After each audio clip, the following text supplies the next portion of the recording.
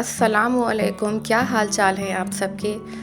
काफ़ी अरसे बाद मैं फिर से अपने चैनल पर हाज़िर हूँ आप सबके साथ एक नया व्लॉग शेयर करने के लिए।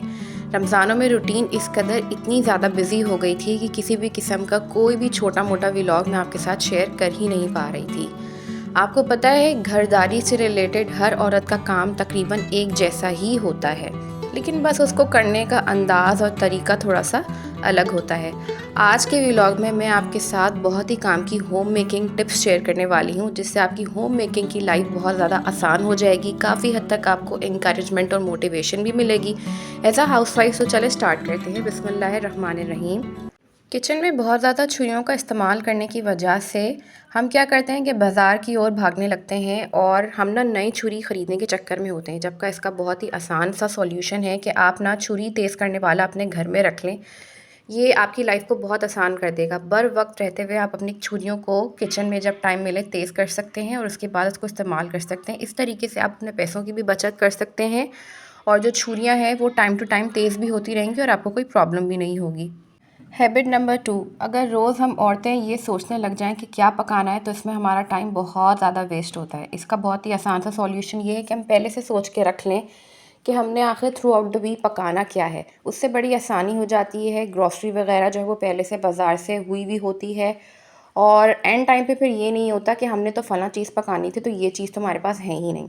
मैं आपके साथ बहुत ही ज़बरदस्त चिकन कोफ्तों की रेसिपी शेयर कर रही हूँ और आपके सामने ही स्क्रीन पे जो है वो रेसिपी चल रही है। कुछ नहीं, बस मैंने इसमें दही लिया है और थोड़े जो स्पाइसेस होते हैं नॉर्मल जो हमारे घर में इस्तेमाल होते हैं वो आप देख ही रहे हैं, वीडियो में साथ साथ चल रहे हैं, वही सब मैं इसमें डालूँगी।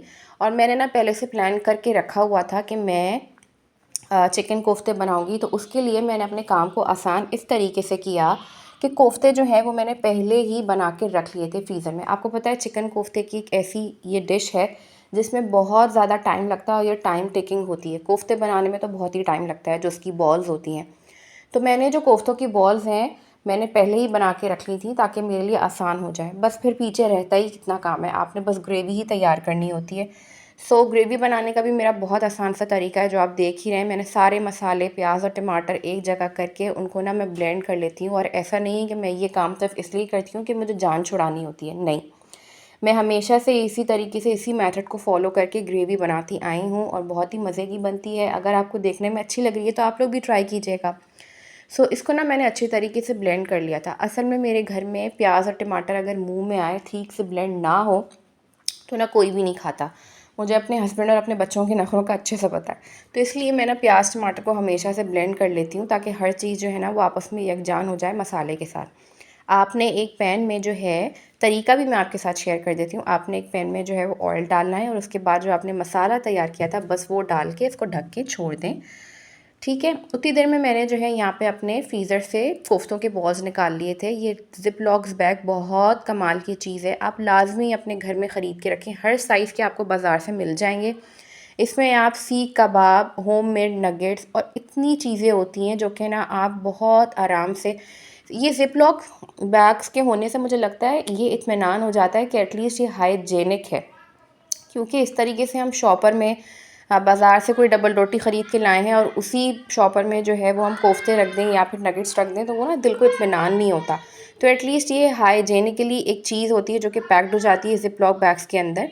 इसके अलावा सालन में मैंने तेज़पात, एक लकड़ी, लौंग और बस थोड़े थोड़े गरम मसाले डाले थे ताकि फ्लेवर आ जाए, ज़्यादा नहीं। उसके बाद मैंने आलू कट करके रखे हुए थे वो डाले और जो चिकन बॉल्स थे जितने मुझे चाहिए थे, जो रिक्वायर्ड थे, वो मैंने ज़िप-लॉक बैग्स में से निकाले और इसमें डाल दिए और बस इसको कवर करके रख दिया। और ये देखें कितनी जल्दी मेरी ये डिश तैयार हो गई।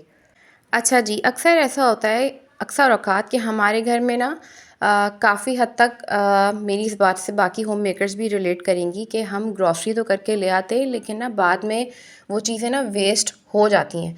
वेस्ट कैसे हो जाती हैं? कभी हमें कहीं जाना पड़ जाता है, कभी जो है वो क्या नाम है, सडन कोई प्लान बन जाता है, इसी तरीके से होता है। और जो फ्रूट्स और वेजिटेबल्स जो होते हैं वो हमारे फ्रिज में पड़े पड़े ख़राब होने लगते हैं। तो मैं आपको बताऊँ, इसका बड़ा आसान सा तरीका है। आप ना टाइम टू टाइम अपने फ्रिज को खोल के देखते रहें।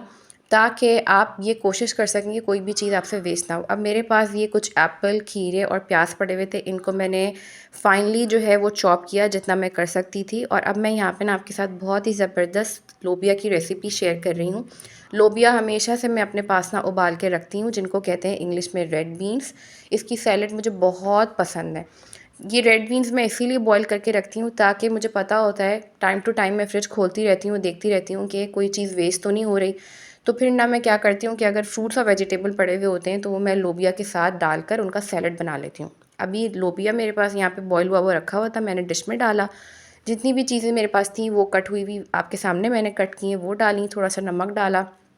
यहाँ पे मेरे पास स्टेक सॉस है वो डाला, और इसके बाद इसमें मैंने पेपरिका पाउडर डाला, और थोड़ा सा इसमें लेमन जाएगा, साथ में चाट मसाला जाएगा। आप अपनी मर्ज़ी के जो भी आपके पास चिली सॉस है, सोया सॉस है, ये सब चीज़ें आप अपने हिसाब से डाल सकते हैं। ज़रूरी नहीं है कि मैं वीडियो में अगर जो दिखा रही हूँ आप वही डालें। आप अपने हिसाब से जो आपको टेस्ट पसंद है आप उस हिसाब से चीज़ें डाल सकते हैं। लीमू जो है आपने इसमें पूरा निचोड़ना है, क्योंकि लीमू से बड़ा अच्छा फ्लेवर आता है। और ये सब चीज़ें के डालने के बाद आपने इसको बहुत अच्छे तरीके से मिक्स कर लेना है। मिक्स करके आप इसको फ्रिज में रख दें ठंडा ठंडा। इसको जब आप सालन खाने लगें, अपना डिनर या लंच करने लगें, उसके साथ इसको खाएं, या फिर वैसे ही अगर आप डाइट पे हैं तो डाइट वालों के लिए तो ये बहुत ही अच्छा सैलेड है। हैबिट नंबर 5 जो कि बहुत ही ज़्यादा इम्पॉर्टेंट है, हमेशा अपने घर में क्लिंग फ़िल्म लाज़मी रखा करें। यकीन करें, आप महीने में अगर एक दफ़ा भी क्लिंग फ़िल्म ख़रीद लेते हैं ना, तो ये आपका तकरीबन कोई 2-3 महीने चलता है, क्योंकि ये बंडल बहुत मोटा होता है और हर साइज़ का क्लिंग फ़िल्म आपको मिल जाता है। हम क्या करते हैं कि फ़्रिज में अक्सर चीज़ों को जो है वो खुला रख देते हैं, क्योंकि फ़्रिज की रेज़ बहुत ज़्यादा ख़राब होती हैं, तो वो ना खाने-पीने की चीज़ों को ड्राई कर देती हैं। तो इस चीज़ से बचने के लिए कोशिश करें कि फ़्रिज में आप जो भी चीज़ रखें उसको हमेशा क्लिंग फ़िल्म से रैप करके रखें, ताकि वो ख़राब ना हो। हैबिट नंबर 6, अक्सर औक़ात क्या होता है कि हमारी जो ब्रेड होती है जो हम बाज़ार से ख़रीद के लाते हैं वो ख़राब हो जाती है। उसका मेन रीज़न ये होता है कि वो या तो अक्सर गर्मी होती है या फिर सर्दी होती है, कुछ पता नहीं लग रहा होता। उसका बड़ा आसान सा तरीका है कि आप ब्रेड बॉक्स ख़रीद के रख लें, जो कि बहुत ज़्यादा कोई एक्सपेंसिव नहीं होती, सस्ती सी आपको बाज़ार से मिल जाती है। इसको अगर आप ब्रेड बॉक्स के अंदर ब्रेड को बंद करके भी रखेंगे कवर करके, तो भी ख़राब नहीं होगी। अच्छा जी, हैबिट नंबर 7 कि कभी भी किसी भी काम को करने के लिए सही वक्त का इंतज़ार ना किया करें, बल्कि फ़ौरन से अगर आप देखें किसी जगह पे गंदगी है, मिसाल के तौर पर मेरा ये जो डिस्पेंसर है, मैं हमेशा हमेशा जब पानी का कैन ख़त्म होता है दूसरा लगाने से पहले उसकी मिट्टी अच्छी तरीके से साफ़ कर लेती हूँ। मैं कोई टाइम का इंतज़ार नहीं करती कि अलग से मैं टाइम निकालूंगी और इन चीज़ों को साफ़ करूँगी। और वैसे भी ये काम ऐसा है कि इसमें सिर्फ 1-2 मिनट लगने हैं। तो इस तरह अगर हम अपनी छोटी छोटी आदतों को बदल लें तो यकीन जानें हमारी होम मेकिंग की लाइफ बहुत ज़्यादा आसान हो जाएगी। इसी तरीके से ये जो सोप डिस्पेंसर है ना, हैबिट नंबर 8 मैं आपके साथ शेयर करने लगी हूँ। इस सोप डिस्पेंसर के होने से ज़िंदगी बहुत आसान हो गई है, क्योंकि हम अक्सर औरतें डिश वॉश लिक्विड का इस्तेमाल करती हैं बर्तन धोने के लिए, वैसे भी हर चीज़ को साफ़ करने के लिए। तो ये डिस्पेंसर के होने से ये आसानी है कि एटलीस्ट सोप उतना ही निकलता है जितने की हमें रिक्वायरमेंट होती है, क्योंकि अक्सर ना ऐसे खुला इस्तेमाल करो तो ज़ाया भी हो जाता है। अब यहाँ पे ना मुझे अपने सिंक की सफाई करनी थी। टाइम टू टाइम मैं इसकी भी सफाई करती रहती हूँ, अलग से इंतज़ार नहीं करती। आज तो सिंक में बर्तन भी नहीं थे, जब देखती हूँ कि सिंक खाली है और आराम से जो है वो मैं साफ़ कर सकती हूँ, तो फिर मैं ना इसको अच्छे तरीके से मांज के वॉश कर लेती हूँ, तो काफ़ी हद तक आसानी हो जाती है। क्योंकि सिंक अगर काला हो तो बहुत ही बुरा लगता है। आई एम श्योर कि आपको भी बहुत बुरा लगता होगा कि अगर आपका किचन का सिंक काला हो, तो कोशिश करें कि अगर आप देखें आपके किचन के सिंक में बर्तन नहीं है तो उसी वक्त उसको फ़ौरन से धो लें, क्योंकि अगर बर्तन साथ हो सिंक में तो धोना बड़ा मुश्किल हो जाता है, मांजने में मुश्किल होती है।